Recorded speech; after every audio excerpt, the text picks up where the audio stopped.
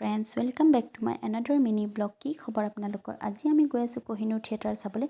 এয়া হ'ল বাবলা, মোৰ খুৰা এজনৰ ল'ৰা।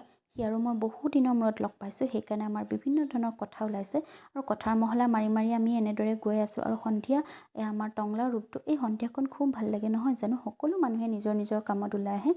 এয়া হ'ল দেউতা ষ্ট'ৰ, বাবলাৰ বাপেকৰ দোকান। আদৰ্শ বিদ্যাপীঠৰ একদম গাতে লাগি আছে দোকানখন। ইয়াত সকলো ধৰণৰ সামগ্ৰী উপলব্ধ আৰু লগতে জেৰক্সো কৰে আংকলে। যদি আপোনালোকক কিবা লাগে ইয়াত আহিব পাৰে।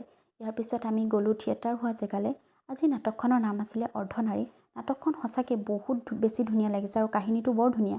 তাৰপিছত আংকলৰ কিবা কাম থকাৰ কাৰণে আমি পিছফালে গ'লোঁ আৰু তেওঁলোকৰ কষ্টখিনি সঁচাকৈ দেই, শিল্পীসকলক আমি সন্মান দিয়াটো উচিত। তেওঁলোকে ৰাতি এনেকৈ আমাক নাটক দেখুৱাই গৈ থাকে আৰু এয়া ভাবিলোঁ নায়ক নায়িকাসকলৰ লগত অলপ কথা পাতোঁ আৰু ফটো দুখনমানো উঠিলোঁ। একটো চিনিয়ে পাইছে আপোনালোকে, সিদ্ধাৰ্থ দা। আৰু এনেকৈ আমি নাটক চাই ঘৰমুৱা হ'লোঁ। চাই থাকিব ভিডিঅ'বোৰ। Bye bye.